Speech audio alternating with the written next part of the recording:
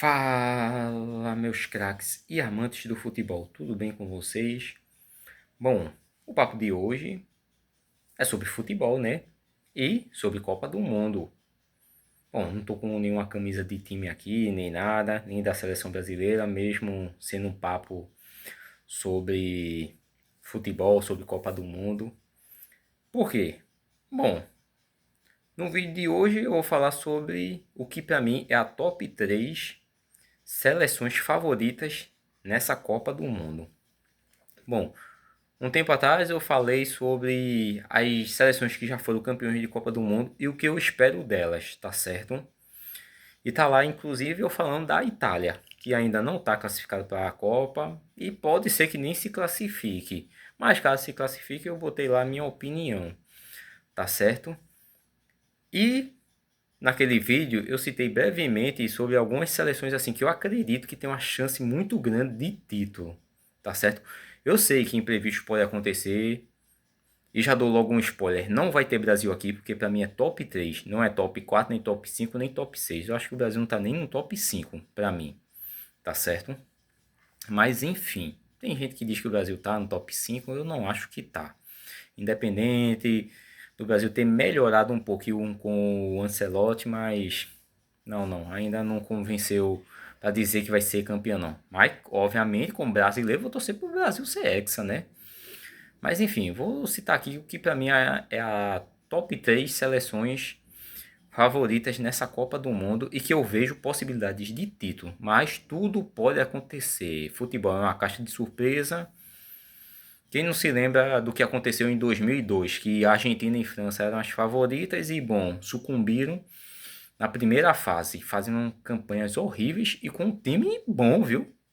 Com times, né? No caso das duas, com times excelentes, excelentes jogadores que chegavam a disputar melhor do mundo na época. No caso da Argentina tinha Batistuta, por exemplo, e no caso da França tinha o Zidane. Mas enfim, já dei o spoiler que o Brasil não vai estar aqui. Eu vou colocar do terceiro ao primeiro lugar para mim das top 3. Da top 3 seleções favoritas. Bom, em terceiro lugar vai estar a Argentina. Bom, a Argentina é a atual campeã mundial, não tem para onde. Se foi na cagada, se foi na sorte, alguns acreditam em favorecimento para Messi conquistar o título, porque deram cinco pênaltis para a Argentina e Messi converteu todos os cinco. E bom, converter cinco pênaltis num torneio é meio difícil, viu? E Messi conseguiu converter. Você gostando ou não do título, a Argentina foi campeã em cima da França numa disputa de pênalti e num jogo que parecia que a Argentina estava dominante, mas a França, com o Mbappé iluminado, foi lá, levou para a prorrogação e na prorrogação foi aquele pau a pau o tempo todo. Atuações impecáveis, tanto de Messi quanto de Mbappé, que para mim ia decidir ali quem era o artilheiro e quem seria o melhor jogador daquela Copa. Era aquela final, tá certo? Quem fosse campeão seria o melhor jogador. E o artilheiro, bom, dependia da quantidade de gols, né? Cada um chegou com 5 e, bom, Mbappé fez 3, foi para 8, Messi fez 2, foi para 7. Porque eu considero a Argentina, cara, quem acompanhou as eliminatórias, alguns jogos da Argentina, beleza, teve jogo que a Argentina perdeu aqui, perdeu ali, mas a Argentina foi dominante nas eliminatórias, uma dominância impecável, que a última vez quem fez isso foi o Brasil, com o Tite, com essa dominância toda. Eu sei que dominância em eliminatórias não quer dizer nada, mas, cara, a Argentina, daqui da América do Sul, pelo menos atualmente, é a única seleção que está batendo de frente com os grandes lá europeus. A Copa do Mundo a gente viu eles bater de frente contra a Holanda, bateu de frente contra a Croácia, que não é um time da elite, mas é aquele time que nas últimas Copas foi irritantemente chato e trabalhoso por seus adversários. E na França, meu amigo, e uma França que até então era campeã mundial. É, e assim, enquanto que o Brasil tá capengou para se classificar, a Argentina se classificou numa facilidade enorme. Foi uma das eliminatórias mais fáceis para uma seleção se classificar, tá certo?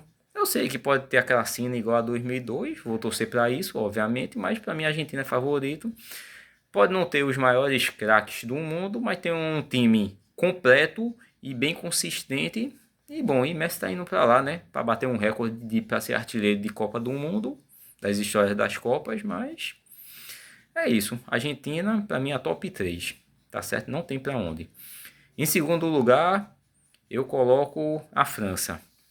A, minto eu coloco a Espanha, perdão. Em segundo lugar, eu coloco a Espanha. Já dei um spoiler, né? Quem vai estar em primeiro. Por que a Espanha? Bom, a Espanha vem de um título de Eurocopa. Vem jogando um futebol vistoso e um futebol assim bem consistente. Salvo a Liga das Nações, que Portugal foi para cima da Espanha e se deu bem com uma defesa incrível, comandada por Nuno Mendes, e um ataque comandado por nada mais nada menos que o Cristiano Ronaldo. É uma geração assim que não é mais tão nova, mas tem alguns jogadores novos, como o Lamine Yamal, que vem se destacando muito. Tem outros grandes jogadores como Fabian Ruiz, Dani Olmo, Morata, que não é essas coisas todas, mas na seleção até que vinga bem. Defesa bem consistente. Um meio de campo comandado por Rodri.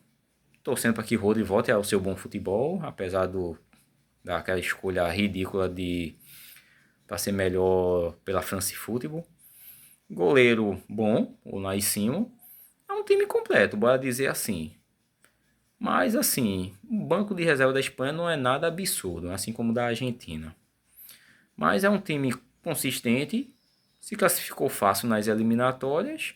E depois daquela geração de Xavi e Iniesta, é a Espanha que mais está funcionando, tá certo? E eles foram campeões, coisa que nem a Espanha, perdão, de Xavi e Iniesta conseguiu ser campeão com 100% de aproveitamento de uma Eurocopa. Ou seja, ganhou todos os jogos sem precisar de tempo regulamentar e sem precisar de pênalti. Disputa de pênalti, tá certo? E em primeiríssimo lugar, a França. Meu amigo, a França mostra que, assim, se um jogador ou outro precisa ser cortado por causa de lesão, essas coisas, eles têm peça para repor. E eles provaram isso em 2022, quando Kanté e Pogba, que eram dois caras de confiança lá no meio de campo de Deschamps, não foram por causa de lesões. E a França chegou na final com o jovem Tchouaméni lá no meio de campo, Camavinga jogando às vezes no meio de campo, às vezes na lateral. E dentre outros caras, né? Griezmann, que não joga mais pela França, mas jogou muito, mais uma vez naquela Copa de 2022. Para mim, ele foi o melhor jogador de 2018. A escolha foi Modric, mas eu acho que Griezmann foi mais consistente. Mas enfim, Croácia chegar numa final, né? Também não acho tão injusto ter dado o título para Modric, não. Mas enfim, a França tem assim, se você olhar no papel, tem tipo três times para formar: o titular, o reserva e um time assim que você pode tentar aproveitar, alguns caras que você pode tentar aproveitar. Cara, os franceses que jogam no PSG, por exemplo, cara, jogadores de seleção mesmo, tem para onde.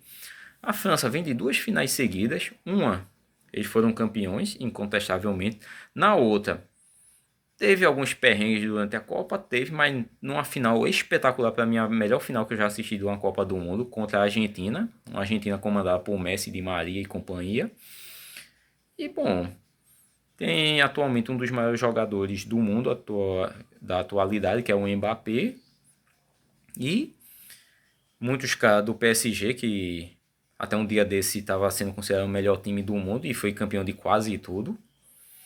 Enfim, cara, não tem pra onde não. Essas três seleções pra mim são as top 3 favoritas para serem campeões na Copa do Mundo. Ah, Brasil pode acontecer, a Inglaterra depois de 60 anos pode acontecer. Cara, tudo é possível. Tudo é possível. Mas eu tô indo de acordo com a atualidade. Se daqui até a Copa algumas coisas e alguns perrengues acontecerem, bom, que esses perrengues favoreçam o Brasil. Tá certo? Bom, espero que tenham gostado do vídeo e faça o CCC. Curta, comente e compartilhe e até o próximo Conversas Aleatórias. Fui!